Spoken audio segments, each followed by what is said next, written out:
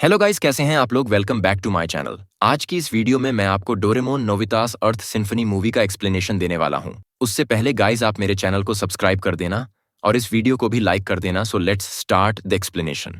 अब यहाँ बहुत समय पहले का सीन दिखाया जाता है जिसमें कि एक क्रो मैगन लड़का हंसों की मधुर आवाजों को सुन रहा होता है कि वहीं आसमान से एक चमकती हुई चीज नीचे गिरती है।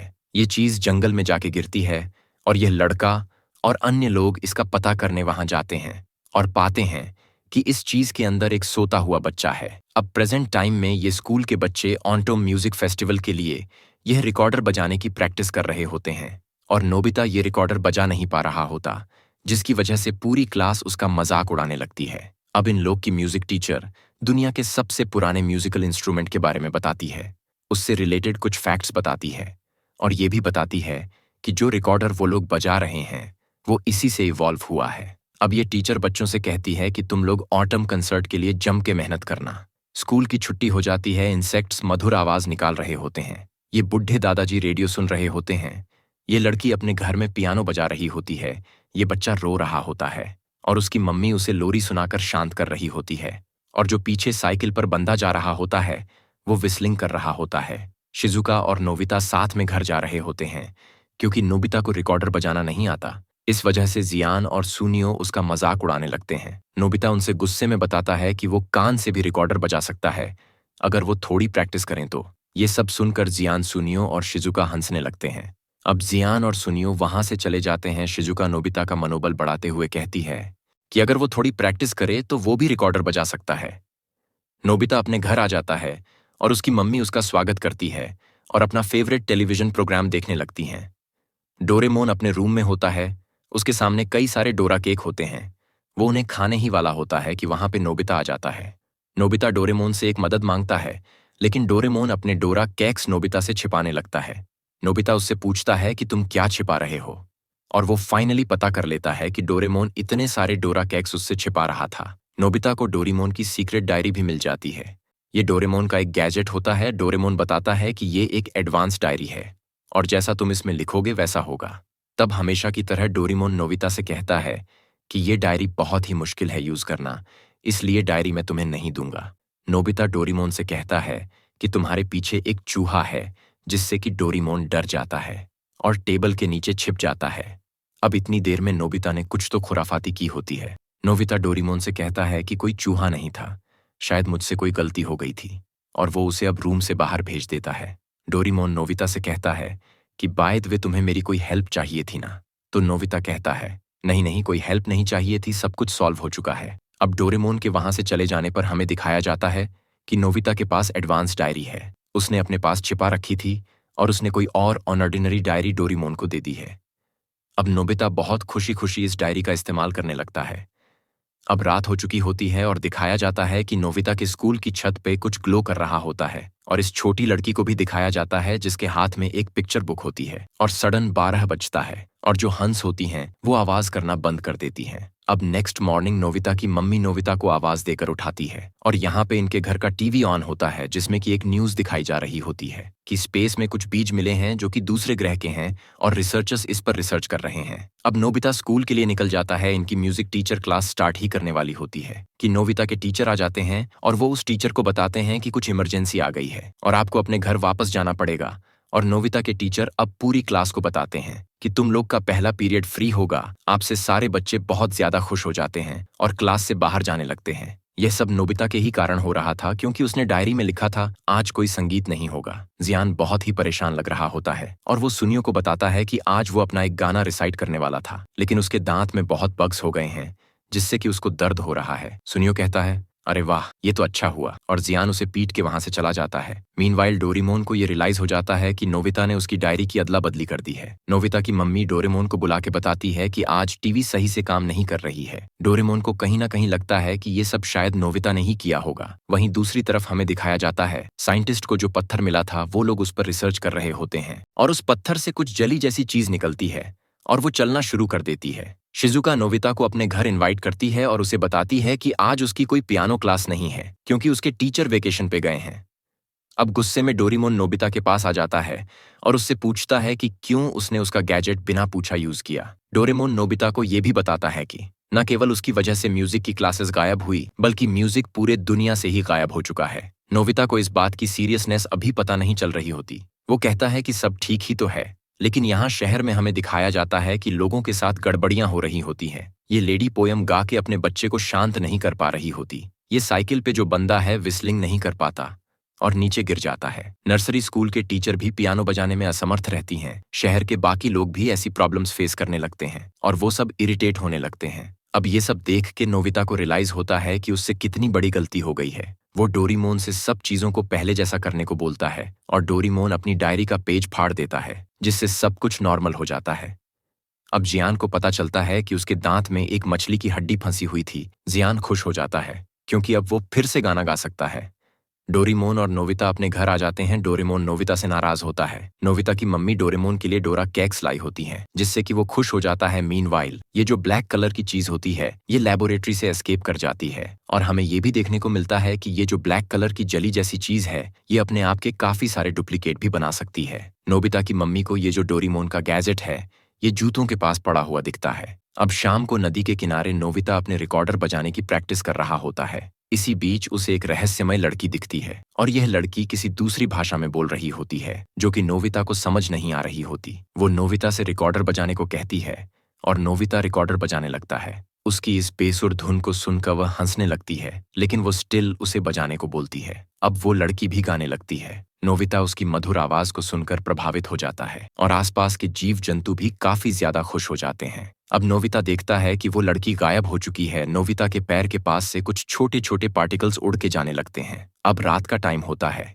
और नोबिता उस मिस्टीरियस लड़की के बारे में सोचने लगता है। अब अगले दिन शिजुका, नोबिता, जियान और सुनियो नदी के किनारे रिकॉर्डर का अभ्यास कर रहे होते हैं। अब वो मिस्टीरियस लड़की फिर से वहां आ जाती है और गाने लगती है। नोबिता बताता है कि वो उस लड़की को जानता है। ये चारों दोस्त उस लड़की के साथ गाने लगते हैं और इंस्ट्रूमेंट बजाने लगते हैं। डोरेमोन भी वहां आ जाता है और अपने गैजेट्स का यूज करके वो भी म्यूजिकल माहौल बना देता है। ये सब खुशी खुशी म्यूजिकल इंस्ट्रूमेंट्स बजाने लगते हैं और गाने लगते हैं। अब ये सब लोग इस लड़की से पूछते हैं कि ये कौन है और इसका नाम क्या है, पर लड़की की भाषा उन्हें समझ में नहीं आती है। अब जियान यहाँ पे अपना गाना गाने वाला होता है, लेकिन बाकी दोस्त उसे किसी तरह रोक लेते हैं। अब वो लड़की फिर से गायब हो जाती है। अब वो जो काले रंग की ब्लैक कलर की जली जैसी चीज थी, वो जियान को नजर आती है। जियान उसको देख के समझ नहीं पाता ये क्या चीज है और उसे फेंक देता है और अपने हाथ को अपने पीछे पहुंचने लगता है। झाड़ियों के पीछे कोई रोबोट छुपी हुई होती है और वो नोबिता, डोरेमोन, शिजुका, जियान और सुनियो को देख के कहने लगती है कि मुझे मिल गए,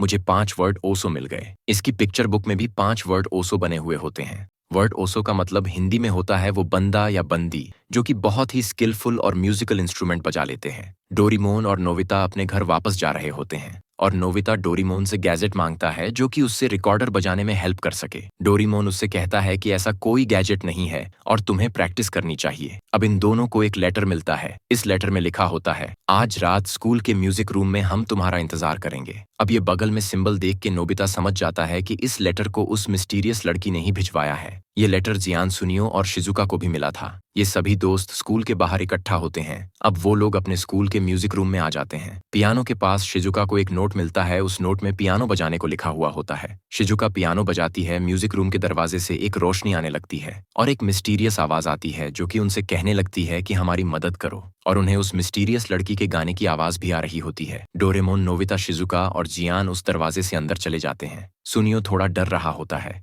लेकिन वो भी चला जाता है। अब ये पांचों दोस्त आसमान की तरफ बढ़ने लगते हैं और अर्थ से बाहर आ जाते हैं। इन्हें फेयर हॉल ऑफ फेम नामक जगह पर ले जाया जाता है। अब इस सुनसान जगह पर आसपास की चीजों से साउंड क्रिएट हो रहा होता है और वो सभी लोग म्यूजिक बजाना शुरू कर देते हैं। म्यूजिक बजाने की वजह से ये सुनसान सा रूम अब बहुत ही कलरफुल सा हो जाता है। ये सब देख के ये पांचों लोग बहुत ही चौंक जाते हैं। अब यहाँ पे इनकी मुलाकात चापेक नाम के एक रोबोट से होती है। ये रोबोट उनका स्वागत करता है। Guys, I am not sure कि ये रोबोट एक लड़का है या लड़की, सो प्लीज डोंट माइंड अगर कोई गलती हो जाए। अब इन लोगों को ये मिस्टीरियस लड़की दिखाई देती है। डोरेमोन अपना ट्रांसलेशन टूल निकालता है, जिसकी मदद से अब वो पांचों लोग उस लड़की से कम्युनिकेट कर पाते हैं। अब ये लड़की अपना इंट्रो देती है और इसका नाम मिक्का होता है। ये लड़की इन सभी का ग्रैंड हॉल ऑफ फेयर में स्वागत करती है। अब guys, I am not sure कि ये फेयर है या फारे है, क्योंकि मैंने इस मूवी को जापानीज डब में इंग्लिश सबटाइटल्स के साथ देखा है और उसमें फेयर को वो लोग फारे कह रहे हैं। अगर मैं गलत बोल रहा हूं तो माइंड मत करना। चापेक इन्हें बताता है कि इसने इन पांचों वर्ड्स को इसलिए यहाँ पे बुलाया है जिससे कि वो लोग ग्रैंड हॉल ऑफ फेयर को पहले जैसा बना सके। ये पांचों दोस्त थोड़ा कंफ्यूज होते हैं क्योंकि इन्हें फेयर का मतलब नहीं समझ में आ रहा होता, लेकिन चापेक इन्हें बताता है कि जो तुम लोग नदी के किनारे कर रहे थे उसी को फेयर कहते हैं। इससे इन पांचों दोस्तों को क्लैरिफाई हो जाता है कि जो संगीत या फिर म्यूजिक है उसी को इनकी भाषा में फेयर कहा जाता है। चापेक बताता है कि इनके प्लेनेट का नाम म्यूजिका है, लेकिन वह बहुत बहुत दूर है और अभी वो जिस हॉल में है वो एक सैटेलाइट की तरह है जो कि स्पेस में ट्रेवल कर रहा है। डोरेमोन कहता है कि उसने तो कभी म्यूजिका नाम के प्लेनेट के बारे में नहीं सुना। अब इनकी बातों से हमें पता चलता है कि जो फेयर या म्यूजिक है वो इनके यहाँ एक एनर्जी की तरह काम करता, जो कि चीजों को रिवाइव कर देता है। चापेक एक उनसे ग्रैंड हॉल ऑफ फेयर को रिवाइव करने की हेल्प मांगती है। डोरेमोन, नोबिता, जियान, सुनिया और शिजुका उनकी हेल्प करने को राजी हो जाते हैं। मिक्का इन सभी दोस्तों को अपने रूम में ले आती है। यहाँ पे इन्हें कई सारे इंस्ट्रूमेंट्स दिखते हैं जो कि मिक्का ने कलेक्ट किए थे। चापेक उनसे कहती है कि जो भी इंस्ट्रूमेंट चाहते हो वो चूज कर लो। Doraemon red thread of fate नाम का एक गैजेट निकालता है जिससे कि वो लोग अपना इंस्ट्रूमेंट चुन सके। जियान को ट्यूबा मिलता है, सुनियो को वायलिन मिलता है, शिजुका को बंगो मिलता है और नोबिता को रिकॉर्डर मिलता है। अब ये सब लोग म्यूजिकल इंस्ट्रूमेंट ढंग से बजा नहीं पा रहे होते तो डोरेमोन अपना एक गैजेट निकालता है जिसका नाम म्यूजिशियन लाइसेंस होता है। ये गैजेट वो सबको दे देता है और वो बताता है कि इस गैजेट की मदद से इंस्ट्रूमेंट तुम्हारे लेवल के अकॉर्डिंग एडजस्ट हो जाएगा और वो जैसे जैसे प्रैक्टिस करेंगे उनकी लेवल भी इंक्रीज होगी। हालांकि ये इंस्ट्रूमेंट नहीं पाएंगे लेकिन इनकी खुद की कॉन्शियसनेस होगी और ये तुम्हें समय समय पर गाइड भी करेंगे। बाकी सब दोस्त तो खुश होते हैं, लेकिन नोबिता इस बात से खुश नहीं होता कि उसका पार्टनर एक रिकॉर्डर है। डोरेमोन अपने गैजेट म्यूजिशियन लाइसेंस की एक और खास बात बताता है कि अगर इस लाइसेंस को वो लोग अपने इंस्ट्रूमेंट में छुआ है तो वो एक कीचेन में बदल जाएगा जिससे कि वो लोग उसे कहीं भी ले जा सकते हैं, अब जिससे कि हॉल ऑफ फेम को रिवाइव किया जा सके। चापेक और मिका एक रास्ते के जरिए उन्हें बाहर के एरिया में ले जाने लगते हैं। मिका गाना गाने लगती है जिसकी वजह से उसके गाने के पार्टिकल्स एक उड़ने वाले घोड़े का शेप ले लेते हैं। जी हाँ, सुनियो और शिजुका भी सेम चीज ट्राई करते हैं अपने इंस्ट्रूमेंट के साथ, लेकिन वो नाकामयाब रहते हैं और डोरेमोन उन्हें नीचे गिरने से बचा लेता है। वो उन्हें बैम्बू कॉप्टर दे देता है और यहीं दूसरी तरफ नोबिता उस घोड़े की पूंछ पर लटका हुआ होता है। अब वो लोग एक जगह पर आ जाते हैं जहां पे उनकी मुलाकात दो रोबोट से होती है, जिसमें से एक का नाम होता है मजेल और एक का नाम होता है प्रोफेसर बाची। ये दोनों रोबोट मीका को देख के काफी खुश होते हैं क्योंकि इन्होंने लास्ट टाइम मीका को तब देखा था जब वो एक बच्ची थी और अब वो काफी बड़ी हो चुकी है। चापेक इन अर्थ से आए लोगों के बारे में मर्जल को बताता है और मर्जल इन अर्थ से आए लोगों से कहता है कि ये लोग हार रिवर को फिर से रिवाइव कर दें जिसमें कि इससे फिर से पानी फ्लो होने लगे। चापक इन सबको बताता है कि म्यूजिक एक एनर्जी की तरह है और मर्जल बताता है कि अगर ये सामने वाला पिलर वो लोग चार्ज कर दे एनर्जी से तो पानी फिर से फ्लो होने लगेगा। चापेक बताता है कि म्यूजिक से ही पूरा सिविलाइजेशन बना है और अब नोबिता और डोरेमोन कहते हैं कि लगता है कि इनका म्यूजिक इलेक्ट्रिसिटी की तरह है। जियान अपना इंस्ट्रूमेंट बजाने की कोशिश करता है लेकिन वो बजा नहीं पा रहा होता और वो फार्ट कर देता है जिसकी वजह से जो ब्लैक कलर के पार्टिकल्स उसकी जेब में घुसे थे वो नीचे गिर जाते हैं और वो पार्टिकल्स मूव करना शुरू कर देते हैं। जियान फिर से इंस्ट्रूमेंट बजाता है और जो पिलर है ये रिवाइव होना शुरू हो जाता है। इसमें लाइट जल जाती है। शिजुका और सुनियो भी अपना इंस्ट्रूमेंट बजाते हैं और उस पिलर की एनर्जी और बढ़ने लगती है। अब नोबिता की बारी होती है, वो अपना रिकॉर्डर बजाता है और वो इतना खराब बजाता है कि जो पिलर पे अभी अभी एनर्जी ऊपर बढ़ी थी वो फिर से डाउन होने लगती है। इसे देख के सब लोग उसका मजाक उड़ाने लगते हैं। जियान, सुनियो और शिजुका अपने म्यूजिक परफॉर्मेंस के जरिए पिलर को पूरा चार्ज कर देते हैं जिसकी वजह से पानी फिर से फ्लो होने लगता है और रिवर रिवाइव हो जाती है। और इसके बाद जियान, सुनियो और शिजुका के जो म्यूजिक लाइसेंस है वो भी लेवल अप हो जाते हैं। नोबिता लेवल अप नहीं हुआ है, इस वजह से डोरेमोन उसका मजाक उड़ाने लगता है। अब इन सभी को नीचे की तरफ एक जंगल दिखता है जो कि म्यूजिक की वजह से रिवाइव हो गया है। मर्जल ने वहां तक जाने का तरीका बताता है। अब ये सब इंसेक्ट जनरेट हो जाते हैं म्यूजिक की एनर्जीज की वजह से। उस पर बैठ के सभी लोग जंगल की तरफ निकल जाते हैं। नोबिता अभी म्यूजिक में नौसिखिया है, इस वजह से डोरेमोन उसे बैम्बू कॉप्टर दे देता है। मर्जल और बाची इन लोग को बाय बाय कर देते हैं और अब बैकग्राउंड में वो जो जली जैसी चीज है ब्लैक कलर की वो दिखाई जाती है और प्रोफेसर बाची को कहीं ना कहीं फील हो जाता है कि कुछ तो गड़बड़ है। अब ये सब लोग जंगल पहुंच जाते हैं और म्यूजिक बजाने लगते हैं और इन लोग को यहाँ पे फायरफ्लाइज भी दिखती हैं। मिका और चापक बताते हैं कि ये जो पिक्चर बुक है इसमें जो पांचों वर्ड ओसो हैं उसे लगता है कि ये पांचों नोबिता, जियान, सुनियो, डोरेमोन, शिजुका ही है। यहाँ पे पारो नाम का एक डॉगी जैसा जीव भी आ जाता है और वो मीका को देख के बहुत ज्यादा खुश होता है। अब यहीं आगे उन्हें एक ताकर नाम का रोबोट मिलता है जो कि रो रहा होता है और वेदर उदास हो जाता है। यहाँ पे बारिश शुरू हो जाती है। चापे एक बात बताती है कि जो वेदर है वो इनके मूड से रिलेटेड होता है। अगर इन लोग का मूड खराब होगा तो बारिश शुरू हो जाएगी। अब हमें पता चलता है कि जो ताकेरन उसके गुरुजी मर गए, इस वजह से वो इतना रो रहा है। और मीका इन पांचों दोस्तों से म्यूजिक बजाने को बोलती है और उन्हें चापेक की म्यूजिक बुक देती है जिसमें कि उसने म्यूजिक कंपोज कर रखा होता है। और हमें पता चलता है कि चापेक के कंपोजर बनना चाहती है अपने मास्टर की तरह, लेकिन वो थोड़ा शर्मा रही होती है। म्यूजिशियन लाइसेंस की वजह से जो पांचों दोस्त होते हैं, इन्हें इस बुक में जो भी संगीत लिखा है वो समझ में आ रहा होता है। अब ये सब लोग अपने इंस्ट्रूमेंट्स को निकाल लेते हैं और शिजुका का जो इंस्ट्रूमेंट है वो मारंबा में कन्वर्ट हो जाता। और डोरेमोन बताता है कि ये सब म्यूजिशियन लाइसेंस की एक खासियत है कि जो भी परकसन इंस्ट्रूमेंट्स होते हैं वो गाने के अकॉर्डिंग चेंज हो जाते हैं। अब ये सभी लोग इतना बेहतरीन गाना बजाते हैं कि मौसम सही हो जाता है और ताकेरन रोबोट का मूड सही हो जाता है और जियान, सुनियो, शिजुका और नोबिता सबका लेवल अप भी हो जाता है। अब हमें पता चलता है कि ताकेरन इस जगह का ग्रेव कीपर है और म्यूजिक की वजह से ग्रेव रिवाइव हो जाता है। ये लोग ग्रेव के पास आ जाते हैं। ताकेरन बताता है कि इसी जगह पे जो मास्टर हैं उन्होंने इन सब रोबोट को बनाया था और ये म्यूजिका के लोगों की कब्रिस्तान है और ये म्यूजिका के गॉडेस की मूर्ति है। सुनियो कहता है ये तो एक रोबोट नहीं है, पर डोरेमोन बताता है क्योंकि ये एक इंसान है और इसी ने यहाँ के रोबोट्स को बनाया है। मिक्का पूछती है कि सारे लोग कहाँ गायब हो गए। ताकेरन चापेक की तरह देखता है और अब हमें पता चलता है कि चापेक ने जितनी भी सच्चाई है वो अभी मिका को बताई नहीं है। ताकेरेन बताता है कि म्यूजिक का ग्रह बहुत पहले एक बड़ी आपदा में नष्ट हो गया और ये जो हॉल ऑफ फेम है ये एक लाइफ बोर्ड थी जिसमें कुछ म्यूजिका के लोग और रोबोट थे और यही कुछ बचे हुए लोग थे जो सरवाइव कर पाए थे। और अभी प्रेजेंट टाइम में मीका ही एकमात्र बची हुई इंसान है इनके यहाँ।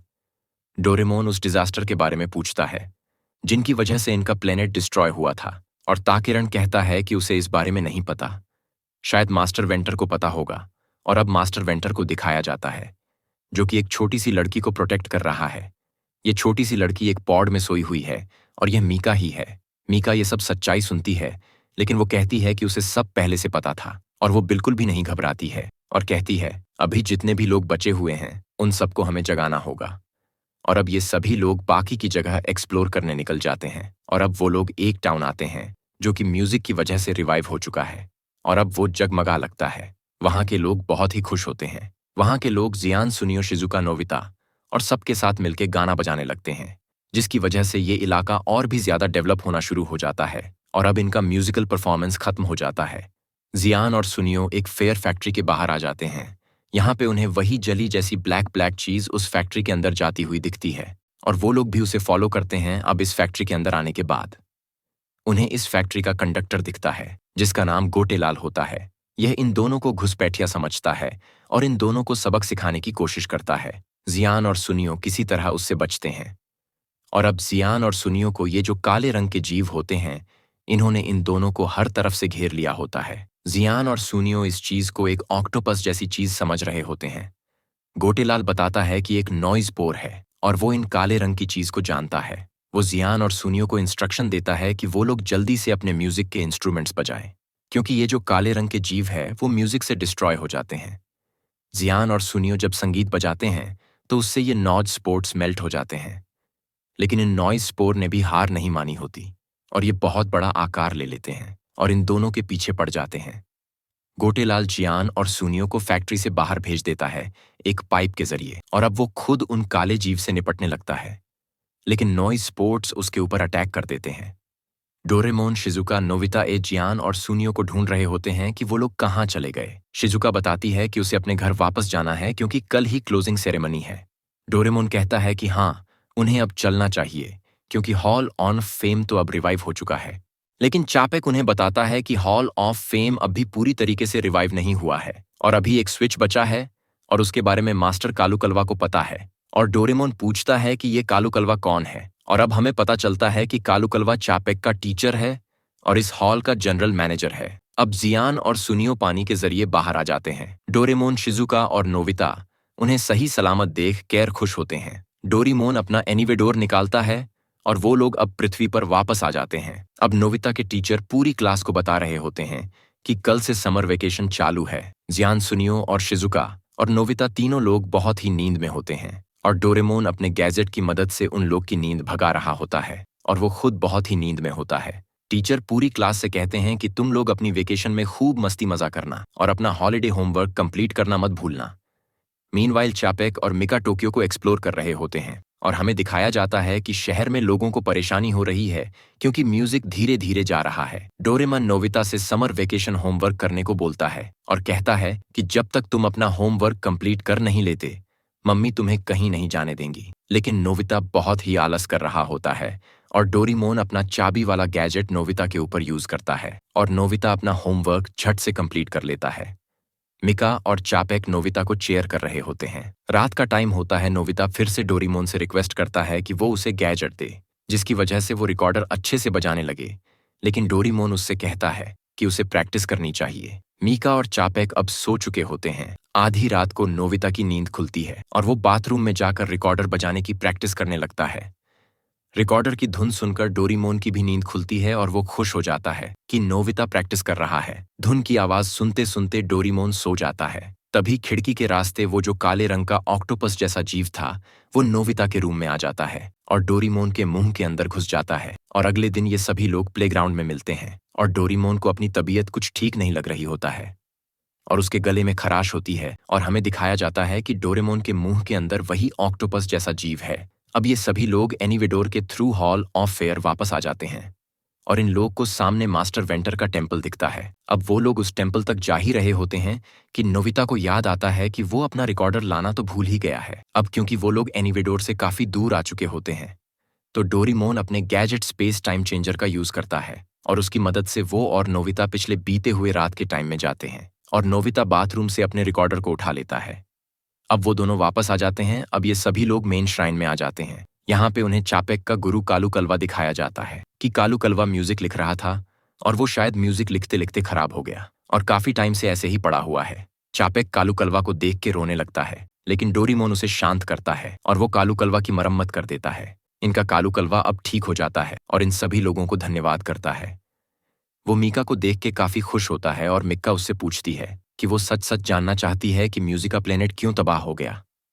अब कालू कलवा बताता है कि उनका प्लेनेट म्यूजिका बहुत ही सुंदर हुआ करता था, लेकिन एक दिन उपद्रवियों ने उनके प्लेनेट पर आक्रमण कर दिया, वहां के लोगों को और फेयर एनर्जी को डिस्ट्रॉय कर दिया, जिसकी वजह से हुआ ये कि उनके प्लेनेट की नॉइजिंग में काले रंग की चीज हम लोग देख रहे थे, ये नॉइज ही है। कालू कलवा बताता है कि उस डिस्ट्रक्शन वाले दिन कुछ लोग तो अपनी जान बचा के वहां से निकल गए थे और उसमें वो भी शामिल था, लेकिन वो सैडली अपनी वाइफ को नहीं बचा पाया। वो ये भी बताता है कि उसको अपनी रिसर्च के द्वारा पता चला है कि ये जो नॉइजिंग है और अगर किसी जगह पर फेयर यानी कि म्यूजिक नहीं है तो नॉइज से फैलने लगेगा।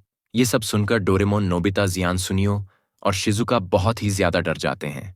डोरेमोन की तबीयत बिगड़ने लगती है और उसके सिम्टम्स देख कालू कलवा समझ जाता है कि ये सब नॉइज स्पोर्ट्स की वजह से हो रहा है। कालू कलवा यह भी बताता है कि अगर किसी जगह से थोड़ी देर के लिए म्यूजिक गायब हो जाए तो उस जगह पे ये नॉइज काफी जल्दी से फैलने लगेगा। अब जैसे ही यह बात डोरेमोन और नोबिता सुनते हैं तो उन्हें आभास हो जाता है कि ये सब नोबिता के ही कारण हो रहा है। नोबिता ने जो एडवांस डायरी यूज करी थी उसके कारण म्यूजिक गायब हो गया था अर्थ से, और उसी टाइम साइंटिस्ट लोग को जो स्पेस से स्ट्रेंज पार्टिकल्स मिले थे वो लोग उसे अर्थ पे ले आए थे रिसर्च करने के लिए, और उसी टाइम नॉइज पार्टिकल्स अर्थ पर फैलना शुरू हो गए और गड़बड़ियां क्रिएट करने लगे, और इसी प्रकार नॉइज डोरेमोन के मुंह के अंदर भी घुस गया। कालू कलवा बताता है कि नॉइज से छुटकारा पाने के लिए हॉल को पूरी तरीके से रिस्टोर करना पड़ेगा। अब वो उन सभी को हॉल के मेन स्विच की तरफ ले आता है।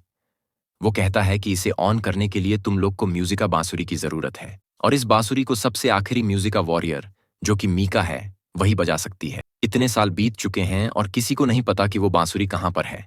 और अब यहाँ पे कालू कलवा एक खुलासा करता है। वो बताता है कि मिक्का की एक जुड़वा बहन भी थी जिसे सेफ रखने के लिए अर्थ पर भेज दिया गया था, और यह सब 40,000 साल पहले की बात है। डोरेमोन की तबीयत और खराब होने लगती है और ये सब सोचने लगते हैं कि आखिरकार बांसुरी को ढूंढे कहाँ। मीनवाइल हमें दिखाया जाता है कि नॉइज ने इनके स्पेस शिप पर अटैक करना शुरू कर दिया, और यहीं दूसरी तरफ अर्थ पर भी नॉइज फैलने लगा है, जिसकी वजह से लोगों को काफी परेशानी हो रही है। बड्डीढे से नॉइज के पार्टिकल को पृथ्वी की तरफ बढ़ते हुए दिखाया जाता है। अब गाइस, जैसे कि इस मूवी के स्टार्टिंग में दिखाया गया था, जो नोबिता की म्यूजिक टीचर थी, उन्होंने अपनी क्लास में बताया था कि दुनिया का जो सबसे पुराना इंस्ट्रूमेंट है वो एक बांसुरी है और उसको हंस की हड्डी से बनाया गया है और उसको म्यूजियम में संभाल के रखा गया है और उसे कोई भी देख सकता है। और यही चीज शिजुका को याद आ जाती है और वो एनिवेडोर के जरिए इन सबको म्यूजियम ले आती है। अब इन सभी लोगों को यहाँ पे बांसुरी रखी हुई मिलती है। अब ये कंफर्म करने के लिए कि यही बांसुरी है जो उन्हें चाहिए, डोरेमोन अपना एक गैजेट यूज करता है जिसकी मदद से वो लोग उस बांसुरी की मेमोरीज को देख सकते हैं। जब वो लोग मेमोरीज को देखते हैं तो उसमें दिखाया जाता है कि एक लड़की बांसुरी बजा रही होती है और उसको देख यह लड़का एक पास में मरी हुई स्वैन होती है उसकी हड्डी से एक बांसुरी बना लेता है और उस मिस्टीरियस लड़की के पास आके बांसुरी बजाने लगता है। इन दोनों बच्चों में दोस्ती हो जाती है और अब ये लोग बड़े हो जाते हैं। इनका एक बेबी भी हो जाता है और ऐसे ही मिक्का की सिस्टर की जो फ्लूट थी वो पास ऑन होती रहती है। अब ये जो मेमोरी है खत्म हो जाती है और उन्हें पता चल जाता है कि ये बांसुरी म्यूजिका की नहीं है। अब मिक्का की बहन जो धुन गुनगुना रही थी उसके बेसिस पर सुनियो को कुछ सूझता है। वो सोचता है कि ये धुन तो कुछ सुनी सुनी सी लग रही थी और वो बताता है कि ये धुन मीना की है। और अब हमें पता चलता है कि मीना बहुत ही फेमस सिंगर है, वो इस टाइम वर्ल्ड टूर पे है और करंटली जापान में है। उसके नेक्स्ट कंसर्ट स्टार्ट होने में अभी थोड़ा टाइम बाकी होता है, इसलिए वो रिलैक्स कर रही होती है। मीका उससे मिलने आ जाती है और मीना उसे देख के काफी सरप्राइज होती है।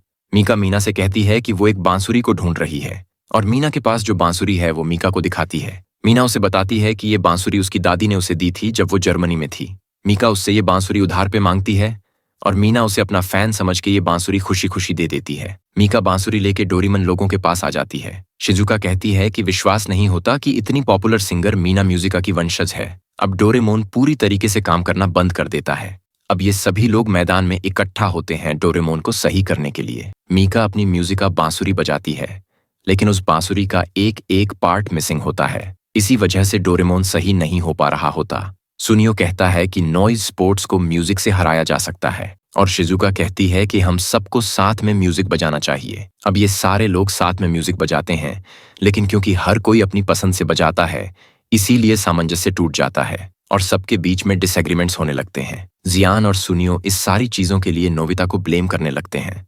जियान नोबिता को गाना बजाने से रोकने की कोशिश करता है लेकिन नोबिता चिल्लाता है कि मैं भी डोरेमोन को ठीक करना चाहता हूँ और मैं भी सबके साथ म्यूजिक बजाना चाहता हूँ। अब नोबिता फिर से रिकॉर्डर बजाना शुरू करता है और बाकी सब लोग भी इसके साथ गाना शुरू कर देते हैं और इस बार सब कुछ कोऑर्डिनेशन में होता है जिसकी वजह से नॉइस पार्टिकल्स जो डोरेमोन के मुंह में थे वो बाहर आ जाते हैं और डिस्ट्रॉय हो जाते हैं और डोरेमोन सही हो जाता है। डोरेमोन को सही हो जाते देख नोबिता बहुत खुश होता है क्योंकि नोबिता ने इतना अच्छा रिकॉर्डर बजाया। डोरेमोन उसके ऊपर काफी गर्व महसूस करता है। शिजुका, जियान और सुनियो के म्यूजिक लाइसेंस लेवल अप हो जाते हैं और अब वो लोग एक वर्टुसो बन जाते हैं और नोबिता का भी एक लेवल अप हो जाता है। डोरेमोन अपना एनिवेडोर निकालता है और अब ये सभी लोग पृथ्वी को बचाने के लिए वापस हॉल ऑफ फेयर जाने लगते हैं। यहाँ पे बहुत बड़ा सा नॉइज स्पोर यहाँ के रोबोट्स पर हमला करने लगता है लेकिन जियान और सुनियो इस नॉइज स्पोर से निपटने लगते हैं। नॉइस को भगाने के लिए डोरेमोन भी अपने गैजेट वॉइस थिकनर का यूज करता है। मीका बांसुरी लेकर मेन स्विच की तरफ आ जाती है और नोबिता भी उसके पीछे पीछे आ जाता है। वो बांसुरी बजाती है। अब हॉल ऑफ फेयर धीरे धीरे रिस्टोर होने लगता है लेकिन म्यूजिका बांसुरी का कुछ पार्ट मिसिंग होने की वजह से एक साउंड मिसिंग होता है। पीछे से एक बड़ा सा नॉइज स्पोर मीका के ऊपर हमला करने वाला होता है लेकिन नोबिता उसे बचा लेता है। उस नॉइज स्पोर को खत्म करने के लिए नोबिता अपना रिकॉर्डर बजाने लगता है और उससे वही बेसुरा सा साउंड बजने लगता है लेकिन फॉर सम रीजन नोबिता के इस साउंड की वजह से हॉल ऑफ फेयर पूरी तरीके से रिस्टोर हो जाता है। हर तरफ म्यूजिक फैलने लगता है। अब कालू कलवा सभी रोबोट्स को एड्रेस करते हुए बताता है कि इन लोग को अर्थ को बचाना होगा और अब ये 5 वर्ड्सों को पेश करता है। ये पांचों वर्ड्स और कोई नहीं बल्कि डोरेमोन, नोबिता, शिजुका, जियान और सुनियो होते हैं। ये पांचों लोग स्टेज पर आते हैं और अब ये सभी लोग ऑन ऑर्केस्ट्रा परफॉर्मेंस देने वाले होते हैं। इतने सारे लोग के सामने म्यूजिक परफॉर्म करना होता है इसीलिए सब लोग नर्वस होने लगते हैं। जियान बोलता है कि इसके बाद मैं अपना गाना भी गाऊंगा। ये सुनकर सुनियो डर जाता है और कहता है ऐसा मत करना वरना दुनिया तबाह हो जाएगी। डोरेमोन सेफ रहने के लिए स्पेस लाइट का यूज करता है और बैकअप के लिए इन खिलौनों को भी बुला लेता है जिससे कि ये लोग भी म्यूजिक बजाएं। डोरेमोन पूछता है कि उन लोग को कौन सा गाना गाना है और कालू कलवा उन लोग को बताता है कि चापेक ने एक गाना कंपोज किया है और उन लोग को वही गाना गाना है। चापेक बताती है कि उसने यह गाना अर्थ से इंस्पायर होकर लिखा है। नोबिता पूछता है कि इस गाने का नाम क्या है और चापेक बताती है कि इस गाने का नाम अर्थ सिम्फनी है। अब ये सभी लोग ऑर्केस्ट्रा परफॉर्म करते हैं और इनके साथ साथ म्यूजिका के सारे रोबोट भी म्यूजिक बजाते हैं। स्पेस में हर तरफ म्यूजिक फैलने लगता है। चापेक और डोरेमोन ऑर्केस्ट्रा कंडक्टर का काम कर रहे होते हैं। मीका भी गाने लगती है। इन सभी लोग को लग रहा होता है कि काम बन गया और नॉइजिंग नॉइज पार्टिकल्स फिर से रेग्रो होने लगते हैं और इनके ऊपर अटैक कर देते हैं। डोरेमोन नॉइज को हराने के लिए एक एक करके अपने गैजेट्स का यूज करने लगता है और वो स्पेस टाइम चेंजर गैजेट अपनी जेब से बाहर फेंक देता है। उसके गैजेट्स नॉइज के ऊपर काम नहीं करते। नॉज स्पोर्ट्स स्पेस शिप के ऊपर अटैक कर देते हैं जिसकी वजह से स्पेस शिप टूटने लगती है और नोबिता और उसके बाकी दो स्पेस में उड़ने लगते हैं। स्पेस में एयर ना होने की वजह से यहाँ पे सब कुछ शांत होता है और कोई साउंड नहीं होता। अब यहाँ पे होता ये है कि डोरेमोन जितने भी गैजेट्स स्पेस में बिखर गए थे वो एक दूसरे से टकराते हुए स्पेस टाइम चेंजर से टकरा जाते हैं जिसकी वजह से स्पेस टाइम चेंजर एक्टिवेट हो जाता है और वो अर्थ को पूरा कवर कर लेता है। और अब यहाँ पे डोरेमोन के जो खिलौने वाले गैजेट्स हैं वो म्यूजिक बजाना शुरू कर देते हैं। शिजुका, जियान, सुनियो, नोबिता और मीका भी गाना बजाने लगते हैं। पृथ्वी पर मीना अपना कंसर्ट कर रही होती है और इसी प्रकार बाकी सब लोग भी जो काम कर रहे होते हैं उससे म्यूजिक जनरेट हो रहा होता है और फिर से सभी लोग म्यूजिक बजाना शुरू कर देते हैं। और एट लास्ट इन सभी लोगों की परफॉर्मेंस और अर्थ के लोगों की परफॉर्मेंस की वजह से म्यूजिक पूरा स्पेस में फैलने लगता है जिसकी वजह से नॉइज आखिरकार खत्म हो जाता है। पूरी दुनिया रोशनी से जगमगा उठती है। डोरेमोन सोचने लगता है कि आखिरकार स्पेस में साउंड कैसे है और उसी समय उसका गैजेट स्पेस टाइम चेंजर उसके मुंह पे गिरता है जिससे कि डोरेमोन को अब पता चलता है कि उसके गैजेट की वजह से ये सब हुआ और स्पेस का कुछ area along with earth Nobita के बैटअप के ऊपर फ्लोट कर रहा है। और ये सब घटनाएं इसलिए हुई क्योंकि नोबिता डोरेमोन का जब गैजेट यूज कर रहा था। हसल वाइंड अप अपना हॉलिडे होमवर्क करने के लिए तो जल्दीबाजी में उसने डोरेमोन के एडवांस डायरी को अपनी खुद की डायरी समझ के उस पर ये लिख दिया कि आज हम सभी लोगों ने साथ में नहाया और बहुत मजा आया। अब हमें दिखाया जाता है कि नोबिता स्कूल के लिए लेट हो रहा है। नोबिता अपना रिकॉर्डर इंस्ट्रूमेंट भूल गया होता है और डोरेमोन उसे उसका रिकॉर्डर दे देता है। स्कूल जाते टाइम नोबिता आसमान की तरफ देखने लगता है क्योंकि उसे मीका की याद आ रही होती है। मीका पृथ्वी की तरफ देख रही होती है और उसे भी नोबिता की याद आ रही होती है। चापेक मीका के पास आती है। वो बहुत ही खुश होती है और उसे बताती है कि नॉइज को भगाने के लिए जब नोबिता और बाकी सभी लोग म्यूजिक बजा रहे थे तो उन्हें एक दूसरे जहाज से संकेत मिला। जो वो लोग म्यूजिक बजा रहे थे उसका म्यूजिक इस जहाज तक भी पहुंचा था और ये जहाज म्यूजिका प्लेनेट जब तबाह हो रहा था तो उससे बच निकला था। इसका मतलब वो लोग अकेले नहीं हैं। अब म्यूजिका के अभी और भी लोग जीवित हैं। ये सुनकर मिक्का बहुत ही ज्यादा खुश होती है। वो नोबिता को धन्यवाद करती है और उसे अपना बड़ा भाई बोलती है और हमें दिखाया जाता है कि नोबिता भी अपने स्कूल खुशी खुशी जाने लगता है। समर वेकेशन खत्म हो चुकी होती है। नोबिता की क्लास का ऑटम म्यूजिक कंसर्ट चल रहा होता है जहाँ पे सारे पेरेंट्स भी प्रेजेंट होते हैं और सारे बच्चे स्वैन ट्यूड नाम के म्यूजिक का परफॉर्मेंस दे रहे होते हैं। नोबिता भी बहुत अच्छी बांसुरी बजा रहा होता है और ये कंसर्ट एंड होता है नोबिता के नो साउंड से वही बेसुरा सा साउंड। और अब यहाँ पे ये मूवी खत्म हो जाती है। तो यार एक्सप्लेनेशन कैसा लगा जरूर बताना और जितने भी डोरेमोन फैंस हैं वीडियो को लाइक जरूर से कर देना।